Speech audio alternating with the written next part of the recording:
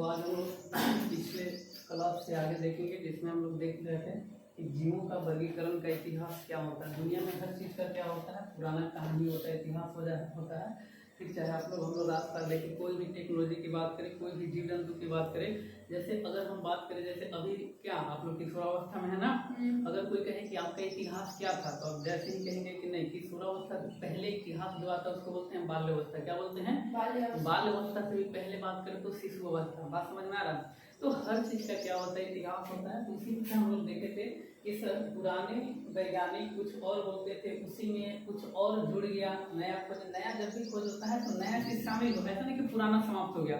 समझ में आ रहा है? जैसे कहने का मतलब होता है कि देखिए घड़ी या फिर फोन, जो आज हम लोग स्मार्ट घड़ी, स्मार्टफोन वगैरह यूज कर रहे हैं, तो उसमें वो भी वैसा ही है, वो भी समय ही बताता है, लेकिन कुछ और भी एक्स्ट्रा उसमें क्या हो गया, ऐड हो गया। बात समझे कि नहीं? अच्छा, आप लोग 10th में क्या थे, अब पुराना हो गया। बात समझ में आएगा? अच्छा 11th में आए तो यहाँ पे क्या जुड़ रहा है, वही कोशिका है, वही पदार्थ है। मेरी बात समझ में आ रहा है कि नहीं? तो वहाँ पे क्या एक्स्ट्रा जुड़ेगा, नया जुड़ेगा। बात समझ में आएगा? तो हर चीज का क्या होता है, इतिहास होता है। और उसी तरीका से हम लोग चैप्टर 1 में देख रहे थे इस जीवों का वर्गीकरण का इतिहास हम लोग बात कर लिए थे। इस अरस्तु आए थे, बात समझी कि नहीं? और अरस्तु का जो कह सकते हैं चेला जो आए थे, जो क्या है, वनस्पति विज्ञान का जनक थियोफ्रेस्टस। बात समझ में आ रहा है? तो अब आगे का वैज्ञानिक जो मेन चैप्टर में दिया है, जिनका नाम है कैरोलस लिनियस। क्या नाम है? Carolus Linnaeus. तो यही से चैप्टर शुरुआत होती है। तो लिखिएगा कि जो इनके बारे में अगला पॉइंट, स्वीडन के वैज्ञानिक थे। कहाँ तो लिख लो, स्वीडन के वनस्पति शास्त्री, स्वीडन के वनस्पति शास्त्री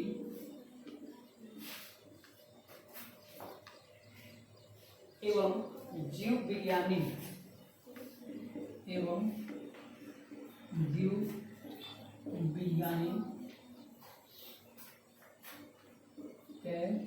कैरोलस लिनियस।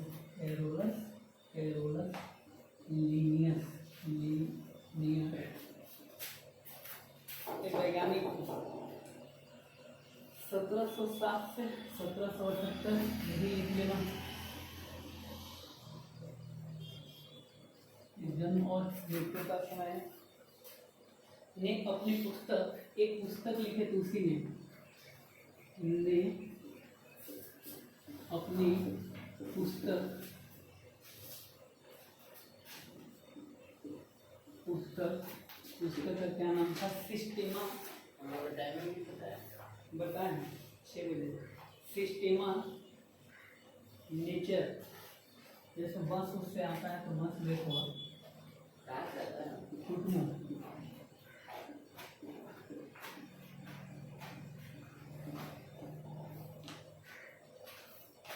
लिख लीजिए, फिर क्या करेंगे, समझा देंगे।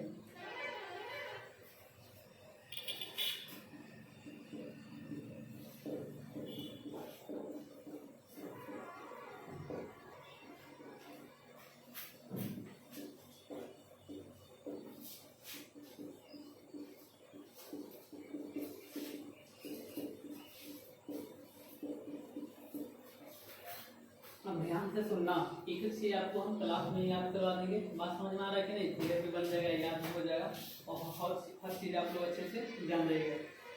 इसीलिए ध्यान से सुनना।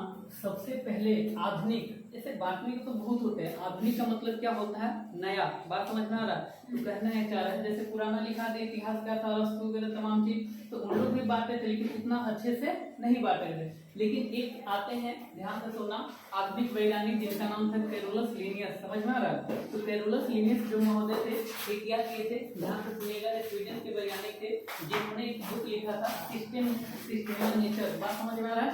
इस बुक में इन्होंने क्या किया था कि जितने भी जीव हैं उनके विशेषताओं, लक्षण के आधार पे क्या किए थे, उनका वर्गीकरण किए थे, नामकरण किए थे। बात समझ में आ रहा है? इसलिए ध्यान सुना, पहली बार आधुनिक विज्ञान में पहली बार क्या किए थे, ये जीवों के लक्षण पहचान के आधार पे क्या किए थे, वर्गीकरण किए थे। और इसीलिए ध्यान सुना, इन्हें क्या बोला जाता है, वर्गीकी का पिता। क्या बोला जाता है, वर्गीकी का पिता। तो 3-4 क्वेश्चन फिक्स है इसी में, पहला बता दे रहे हैं। पूछेगा जीव विज्ञान का जनक कौन है, बायोलॉजी का, बात समझ में आ रहा है? बायोलॉजी शब्द कौन दिया था, तो बताया था आप लोग को, कौन दिया था, हाँ, लेमार्क और स्वीडन, समझ में आ रहा है कि नहीं, तो वो दिए थे, समझ में आ रहा। प्लस में जंतु विज्ञान का जनक भी अरस्तु, वनस्पति विज्ञान का जनक कौन, थियोफ्रेस्टस, कौन, समझ में आ गया। ये सब क्वेश्चन है। इसके अलावा यहाँ पे क्लास बात कर रहा है, यहाँ पे चलो, तो यहाँ पे क्या कह रहा है, ध्यान से सुनना कि सर इन्होंने एक बुक लिखा था सिस्टेमा नेचर, समझ में आ रहा है ना।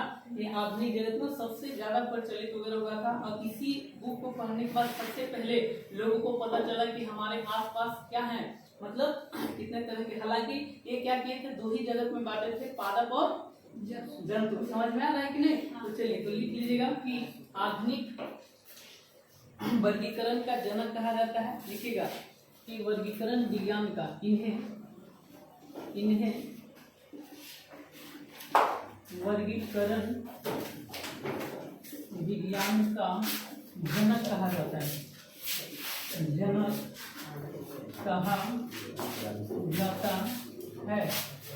तो ये चीज इन्हें कैरोलस लिनियस जनक कहा जाता है।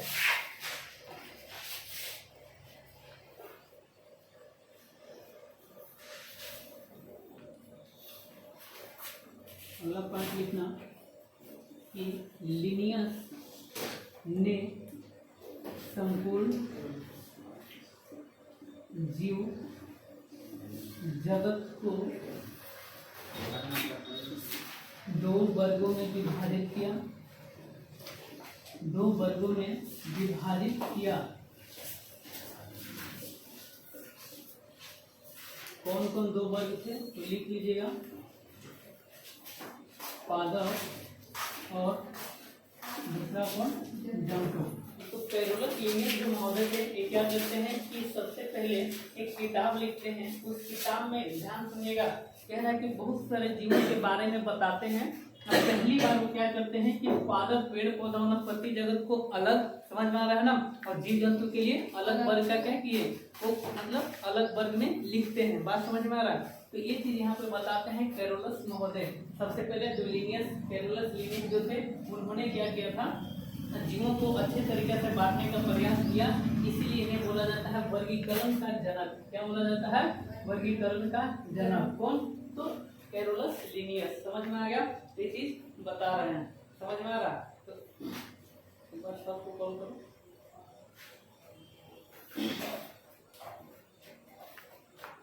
अब यहाँ पे ध्यान से सुनिएगा, इसमें क्या क्या आते हैं, कैसे कैसे, तो यही से आप लोग का सिलेबस और टॉपिक क्या होगा, बड़ा होते जाएगा। बात समझ में आ रहा है।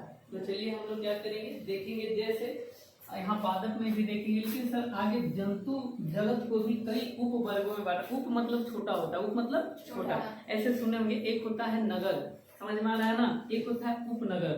बात समझ में आ रहा है। इसको ऐसे नहीं समझ पा रहे, एक सुनिए ऐसे, जैसे गाँव देहात में सुनेंगे मुखिया, सुने हैं, एक होता है उप मुखिया, समझ में आ रहा है। तो किसके पास ज्यादा पावर, मुखिया के पास। और जब मुखिया नहीं रहता है तो फिर किसके पास, उप मुखिया पास।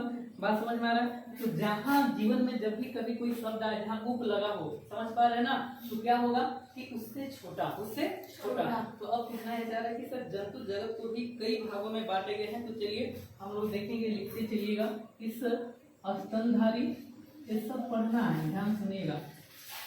फिर आता है पक्षी, और क्या आता है, लिखते चलिएगा। इसमें उभयचर, मत्स्य, उभयचर मत्स्य,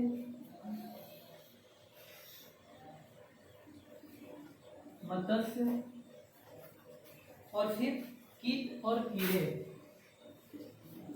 कीट और कीड़े। तो जंतु जगत में इतने कह रहा है कि मेनली पाए जाते हैं, समझ में आ रहा है ना।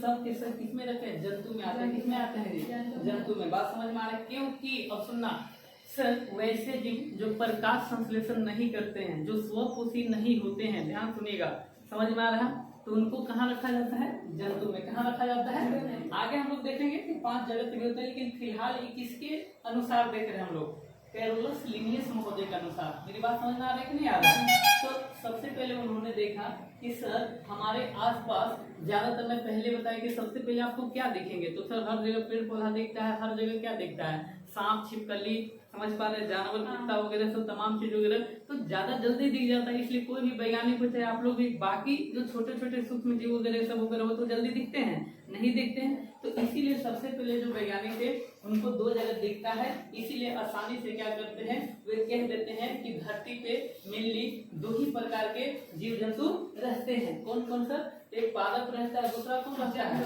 जंतु रहता है। तो इसी यहाँ पे क्या कर रहा है, बता रहा है, यहाँ पर समझ में आ रहा है। ये सब लिखिए, फिर आगे हम लोग क्या करेंगे, जानने का प्रयास करेंगे कि वर्गीकरण का पदानुक्रम क्या होता है, कौन कौन क्रम के अनुसार कैसे कैसे बांटते हैं, कोई चीज यहाँ पे बता रहा है। तो जो पीछे आए हैं यही से स्टार्ट की है, जल्दी जल्दी लिख लीजिए। फिर अगला जो टॉपिक हम लोग क्या करेंगे आगे समझेंगे। ये सब आप लोग का फेयर है वर्गीकरण का।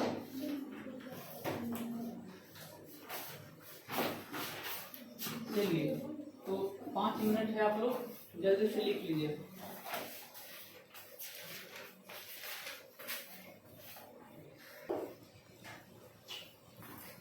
चलो तो अब यहाँ पे हम लोग क्या करेंगे, वर्गीकरण का पदानुक्रम देखेंगे। बात समझ में आ रहा है कि नहीं, कि सर सबसे पहले कौन से क्रम को महत्व दिया गया, बात समझ में आ रहा है। जैसे घर में भी देखिएगा कि कभी कभी शादी ब्याह में कोई भी रिश्तेदार वगैरह आता है, बात समझेंगे, कुछ ऐसे रिश्तेदार होते हैं जिनको सारे घर वाले क्या करते हैं, ज्यादा महत्व देते हैं कि नहीं देते हैं, देते हैं ना कि नहीं देते हैं। जैसे आप अपने घर के लिए मेहमान हो, आपको कभी कोई घर वाला कुर्सी देता है नहीं, आप भले ही काम कर करके भूत बन जाइए, लेकिन कोई भी महत्व नहीं देते।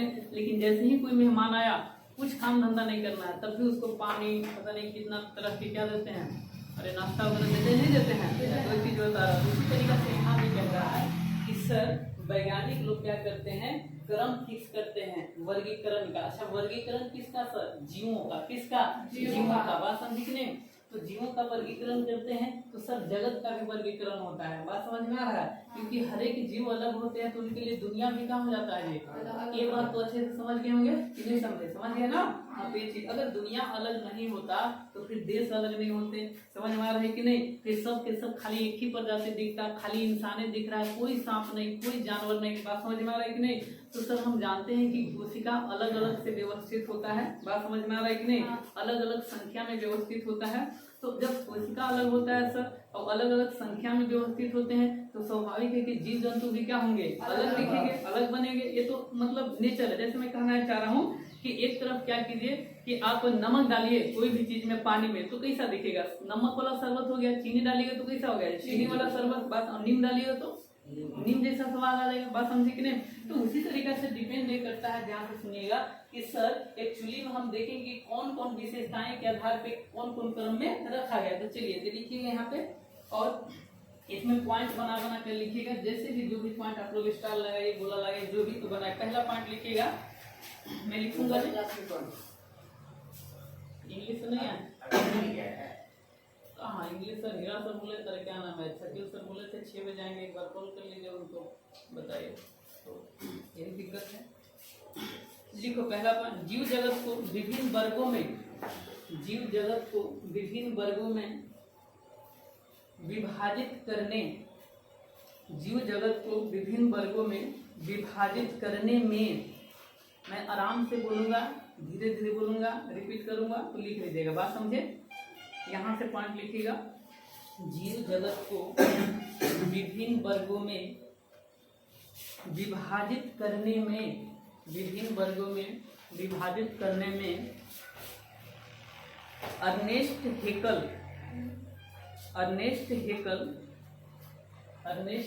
मैं लिख दे रहा हूँ।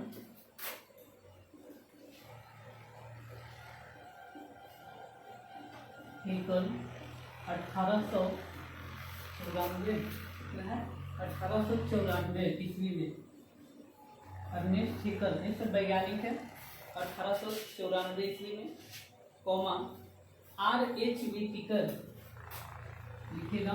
अगला कॉमा के बाद अगला वैज्ञानिक R.H. व्हिटेकर, क्या है व्हिटेकर।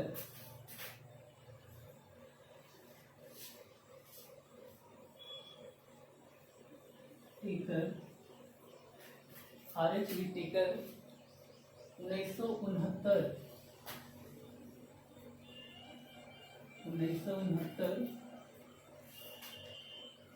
तथा कार्ल बोस।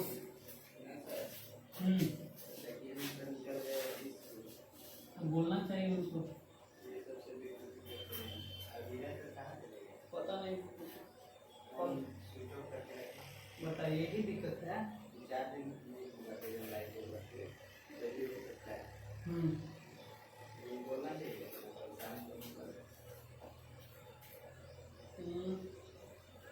कोई बात नहीं, अब तो 10-20 मिनट के बाद टाइम होता है। चलो जल्दी से लिखो तीनों वैज्ञानिक के नामक वैज्ञानिकों का योगदान है। लिख लेना कि नामक वैज्ञानिकों का, मैं समझा दूंगा हर एक चीज और समझ में आ रहा होगा ना, योगदान है।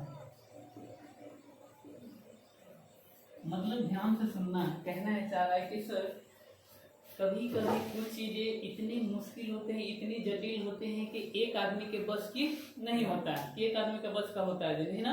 तो इसीलिए देखिएगा कि समाज में, घर में जब कोई बड़ा बड़ा फंक्शन होता है, तमाम चीजें जब होती है तो आप अकेले कुछ भी ना कर पाएंगे। कि कर पाते हैं? नहीं कर पाते हैं। इसलिए घर के सारे लोग इकट्ठा होते हैं, सारे लोग क्या करते हैं, मिल के काम धंधा जो भी करते उठते हैं, मिल के लिस्ट वगैरह बनाते हैं। बात समझ में आ रहा है? तो मतलब मैं यही कहना चाह रहा हूँ कि सर ऐसे बहुत सारे वैज्ञानिक थे जिन्होंने क्या कर रहे थे, जीव जगत पे रिसर्च कर रहे थे। उनमें से मेनली कह रहा है कि 3 वैज्ञानिक यहाँ पे कह रहे हैं। एक अर्नेस्ट हैकेल है, फिर R.H.V. टिकर है, उनके बारे में आगे हम लोग पढ़ेंगे। फिर कह रहे हैं कार्ल बोस है। समझ में आ रहा है? तो ये सभी वैज्ञानिक क्या किए हैं, सबसे ज्यादा भूमिका निभाए हैं क्या, वर्गीकरण को सरल बनाने में। समझ में आ रहा है? जिसको क्लास 11 में हम लोग पढ़ते हैं। बात समझ में आ रहा है?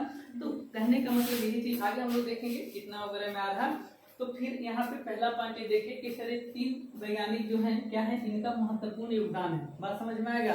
किसमें योगदान है सर? वर्गीकरण में। समझ में आ रहा है? वर्गीकरण का आगे देखेंगे। पद का मतलब होता है सबसे ऊपर कौन है, फिर नीचे कौन है, फिर नीचे कौन है, फिर नीचे कौन है। इसको अगर नहीं समझ पाए तो ठीक वैसे ही समझिए, जैसे मैं बोलूं आप लोग 3 पीढ़ी को लीजिएगा, 4 पीढ़ी को लीजिएगा, तो सबसे ऊपर कौन वाला रखिएगा, परदादा को। मेरी बात समझ में आ रहा है? फिर कौन, अरे दादा को, फिर कौन, आप समझ में आ रहा है, फिर अपने को, और फिर समझ पा रहे अपने बच्चे को। बात तो यही को, इसी को बोलते हैं क्या, क्रम। क्या बोलते हैं? तो अब भूलिएगा कभी नहीं। तो वैज्ञानिक लोग भी जीव जंतु में क्या किए, जगत में भी क्या किए, क्रम फिक्स किए। क्या किए? क्रम फिक्स किए। तो वही चीज यहाँ पे बता रहा है। फर्क बस इतना होगा कि अगर हम लोग सर यहाँ पे नाम थोड़ा सा अलग होगा। बात समझ में आ रहा है? तो वही चीज है। तो चलिए अगला पॉइंट देखिएगा कि वीटेकर ने जीवों को 5 जगत, अब यही से स्टार्ट होता है हर एक चीज। वीटेकर ने जीवों को 5 जगत, कौन कौन 5 जगत, तो लिख लीजिएगा कि पहला MCQ बनेगा कि 5 जगत में जीवों का वर्गीकरण कौन वैज्ञानिक किए थे। ऑप्शन है पहला, दूसरा, तीसरा, बताओ कौन सा होगा ऑप्शन? दूसरा, क्योंकि R.H.V. टिकर बांटे थे कितना, 5 जगत। एक और क्वेश्चन यहाँ से पूछ लेते हैं, देखना पूछेगा 2 जगत में किसने बांटा था, तो कैरोलस लिनियस। कौन बांटा था? 2 जगत मतलब पहला पादप और दूसरा। समझ में आ गया यहाँ तक की कोई दिक्कत जी? समझ गए? फिर एक और क्वेश्चन यहाँ पूछेगा कि वर्गीकरण विज्ञान का जनक किनको कहा जाता है?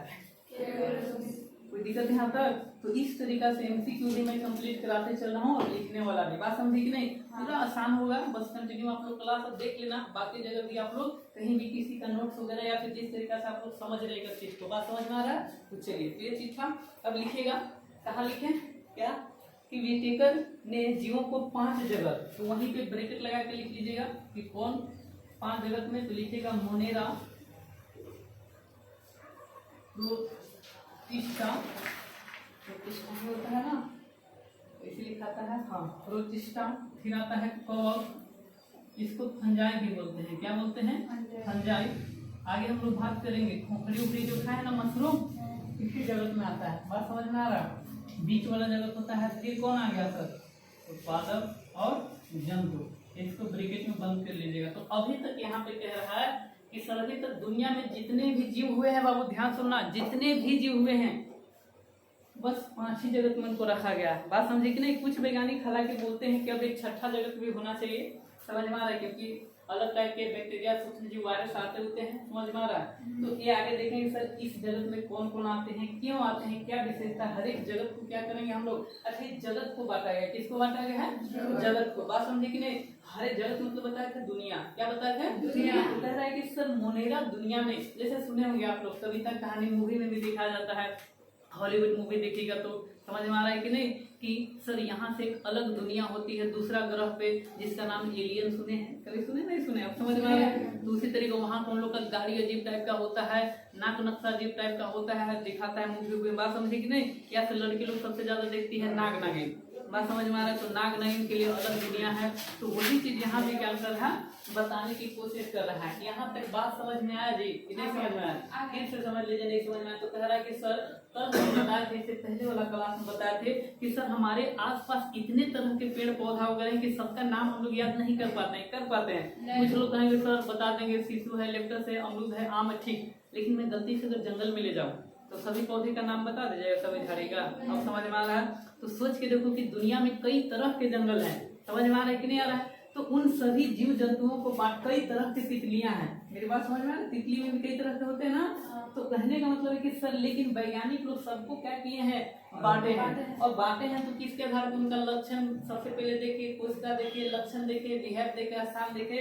तो वो आगे हम लोग देखें कि मोनेरा में कौन आते हैं, प्रतिष्ठा में कौन आते हैं, कवक में कौन आते हैं, पादप में कौन आते हैं, जंतु में कौन आते हैं। बात समझ में आ रहा है। तो यहाँ तक कहानी दिमाग में छपा कि नहीं, समझ में आएगा। एक बार फिर से चैप्टर नंबर 1 क्या किया, पहली बार बताया कि जीव क्या होते हैं, फिर बताया कि सर जीवों के लिए जगत जरूरी है। तो जगत क्या होता है, समझ में आ रहा है। जगत हमेशा बनता है सर किससे, दोनों सजीव और निर्जीव दोनों घटकों से मिलकर बनते हैं। और हमेशा क्या करता है, हम लोग निर्जीव को अफेक्ट करते हैं और फिर निर्जीव हमको क्या करता है, हम लोग को इफेक्ट करता है। इफेक्ट मतलब प्रभाव, बात समझे।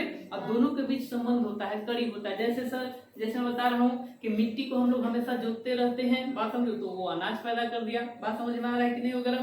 प्लस में हवा, बहुत सारे पेड़ पौधा लगा देते हैं तो हवा मिल रहा है, बात समझे कि नहीं। प्लस में टेम्परेचर भी। तो कहने का मतलब कि हम लोग भी निर्जीव चीजों को क्या करते हैं, सहायता करते हैं, और उन लोग भी हम लोग को क्या करता है, सहायता करता है। इस तरीका से एक सिस्टम बन जाता है जिसको बोलते हैं इकोसिस्टम। क्या बोलते हैं, समझ में आप परितंत्र 10th में पढ़े होंगे जियोग्राफी में। बात समझ में आ रहा है। परितंत्र क्या होता है, एक ऐसा तंत्र जहाँ पे सजीव और निर्जीव दोनों आपस में क्या करते हैं, क्रिया करते हैं और परस्पर एक दूसरे को क्या करते हैं, फायदा पहुंचाते हैं। मेरी बात समझ में आ रहा है, कुछ नुकसान भी पहुंचाता। तो वही तरीका से बात कर रहा है। तो इन सभी चीजों को 5 जगत में बांटा गया था, जिसमें से हम लोग पढ़ने वाले हैं। बात समझ में आ रहा है।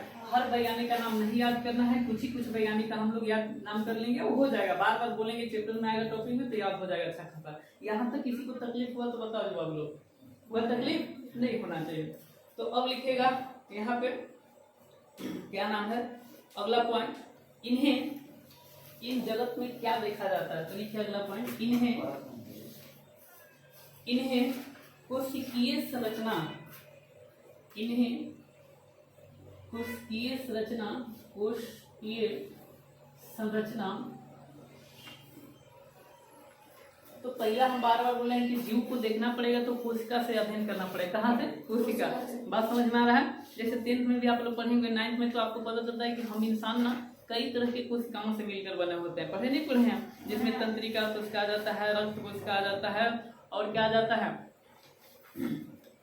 पेशी कोशिका आ जाता है, अंडाणु कोशिका आ जाता है, शुक्राणु कोशिका आ जाता है। समझ में आ रहा है कि उसी तरीका से कह रहा है सर अस्थि आते हैं, बात बहुत तरह के यहाँ पे कैसे उत्तर भी आ जाते हैं। तो कहने का मतलब होता है कि किसी भी जीव का, देखना पहला कल विशेषता बताया था कि जीव में सबसे पहले क्या होना चाहिए, कोशिका के संरचना। तो जानेंगे नहीं जानेंगे, संरचना के आधार पे हम लोग बताएं कौन कैसा संरचना है, प्रोकैरियोटिक है, यूकैरियोटिक में भी कौन है। बात समझ में आ रहा है कि नहीं। तो वो चीज बता रहे, कोशिका ही नहीं पता रहेगा तो आप जीव को अलग जान ही नहीं पाएगा। मेरी बात समझ में आ रहा है कि नहीं। तो वो चीज यहाँ पे जैसे मैं जानना है तो सबसे पहले मैं क्या जानूंगा, आपका नाम जानूंगा। और जैसे ही नाम बताइएगा तो आप कोई भी आदमी का क्या होता है, रूप नाक नक्शा अलग होता है कि नहीं होता है जी, समझ में आ रहा है। तो हम पता कर लिए ब्रेन के पास क्या, अच्छा इस टाइप का जो दिखेगा, इतना हाइट वगैरह जो भी रंग रूप वगैरह होता है, इसका नाम ये है। बात समझ में आ रहा है। आप भी जानते हैं कि अपना फोटो देख के पहचान लेते हैं कि हम हैं। बात समझ में आ रहा है। तो उसी तरीका से कोशिका को भी देख कर वैज्ञानिक लोग क्या करते हैं, नामकरण कर देते हैं। बात समझ में आ रहा है। तो पहला जब भी बांटने का श्रेय में जब भी आता है, कहीं भी आता है, तो हम लोग क्या देखते हैं? कोशिका देखते हैं। क्या देखते हैं जी? कोशिका। समझ में आ गया? यहाँ तक कोई दिक्कत बाबू? बढ़िया से समझ में आ रहा है ना? हाँ, तो चलिए अब लिखिएगा दूसरा क्या देखते हैं सर? तो पोषण के स्रोत देखते हैं। क्या देखते हैं? हाँ बोलो बोलो। पोषण के स्रोत। सर पोषण क्या होता है? कल बताया, कोई बताया मुझे? एक में एक चैप्टर ही होता है। हाँ, पोषण ये होता है कि सर जहाँ कोशिका आता है उसको ऊर्जा चाहिए होता है। क्या चाहिए होता है? ऊर्जा। क्यों सर? जिंदा रखने के लिए, वृद्धि विकास करने के लिए। बात समझ में आ रही है कि नहीं? सोच के देखिए कि अगर कोई हम लोग को एनर्जी ना दे, भोजन ना दे, ध्यान से सुनिएगा, एनर्जी ना दे, भोजन ना दे, तो फिर हम लोग का शरीर क्या हो जाएगा? धीरे धीरे अरे खराब हो जाएगा। बात समझिए कि नहीं? कमजोर हो जाएंगे। समझ में आ रहा है? तो फिर फाइनली क्या होंगे? जीव जंतु बर्बाद। समझ में आ रहा है? तो कहने का मतलब होता है कि हर जीव जंतु के पास क्या होता है? ध्यान से सुनिएगा, ऊर्जा की जरूरत होता है। क्यों सर? क्योंकि हर एक जहाँ भी जंतु आते हैं उनके शरीर में क्या होता है? अलग अलग कोशिकाएं, अलग अलग ऊतक, अलग अलग अंग होते हैं। और हमेशा क्या करते हैं उन लोग? काम करता है। क्या करता है? जैसे अभी देख लीजिए हम लोग बहुत सारे काम कर रहे हैं। जैसे मेरे देख लीजिए हम लोग सांस भी लेते हैं, हमेशा कि नहीं लेते हैं जी? सांस ले रहे हैं तो फेफड़ा काम कर रहा है, हृदय काम कर रहा है, हमारे शरीर में जितना भी वाहिनियां हैं, समझ पा रहे हैं कि धमनी, सिरा सब काम कर रहा है, किडनी काम कर रहा है, ब्रेन काम कर रहा है। तो ये कैसे काम कर रहा है? एनर्जी चाहिए कि नहीं चाहिए? बात समझ में आ गया? तो सर कोशिका को भी क्या चाहिए? एनर्जी। समझ में आ रहा है? ताकि वो अपने शरीर को क्या कर सके? पोषण। पोषण मतलब एनर्जी ले लिया तो हम वृद्धि विकास कर सके। बताओ यहाँ तो कोई दिक्कत? तो पहला सर उसकी समझना, दूसरा क्या सर? पोषण के स्रोत। तो ये देखते हैं। और स्रोत का मतलब कि सर कहाँ से मिल रहा है? स्रोत समझ पा रहे कि नहीं? कहाँ से मिलेगा सर इस कोशिका को? समझ पा रहे हो? ये चीज यहाँ पे बता रहे। जैसे सुने होंगे अमीबा, पैरामेसियम, ये सब क्या होते हैं? एक कोशिकीय जीव वगैरह होते हैं। बात समझे कि नहीं? तो अमीबा भोजन जब बनाता है तो टूट जाता है। तो हर एक जीव जंतु का पोषण के स्रोत देखा जाता है। याद रखना, पहले देखा जाएगा किस प्रकार के कोशिका से बने हैं, एक विशेषता। दूसरा देखा सर एक भोजन कैसे करता है, वो देखा जाएगा। और तीसरा लिखिएगा क्या देखा जाएगा? शारीरिक संगठन। क्या देखा जाएगा? कि सर इसका शरीर कैसा बना है? शारीरिक संगठन। समझ में आ गया? तो शारीरिक संगठन तीन चीजों के आधार पे क्या किया गया है? जगत में रखा जाता है किसी भी जीव को। बात समझ में आ गया? फिर भी नहीं समझे तो इसको अपने हम लोग व्यक्तिगत एग्जाम्पल से समझते हैं। जैसे मान लीजिए मुझे इस क्लास में चुनना हो। क्या करना हो? चुनना हो। बात समझे कि नहीं?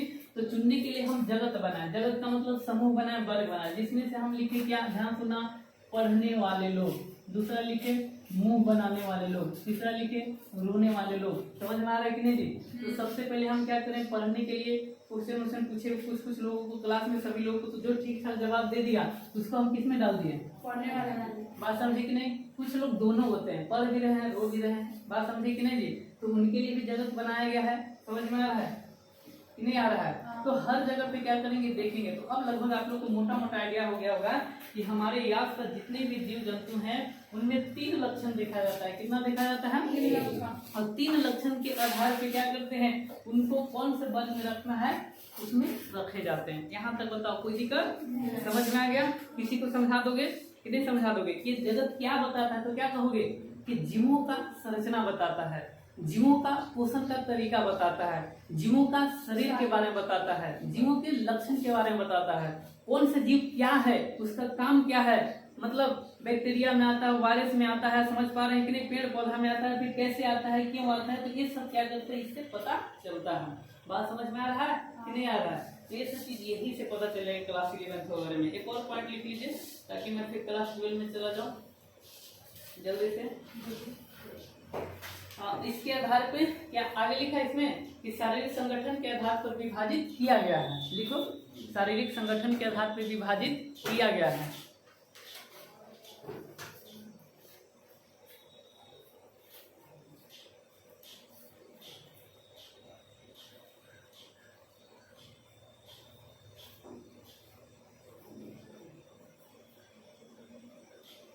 एक और वैज्ञानिक हुए, लिख लीजिएगा।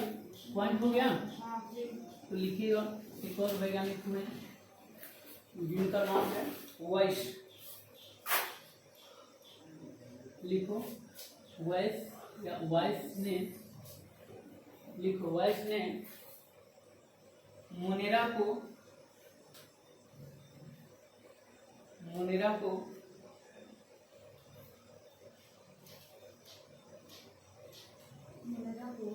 आर्कीबैक्टीरिया और यूबैक्टीरिया ने मोनेरा को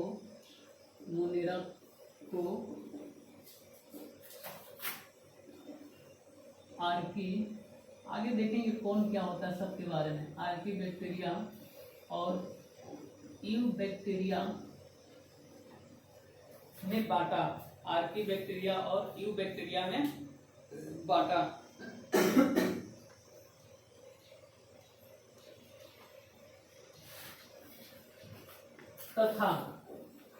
तथा जीवों को पुनः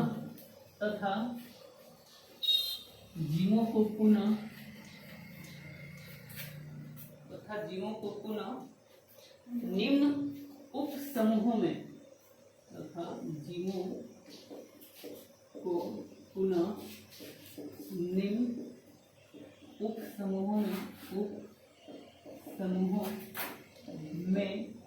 वर्गीकृत किया। तो कौन कौन से समूह होंगे तो लिख लेना, इसी से फिर देखेंगे हम लोग। लिखना, सबसे जो ऊपर आता है जगत, इसके बाद संघ आता है,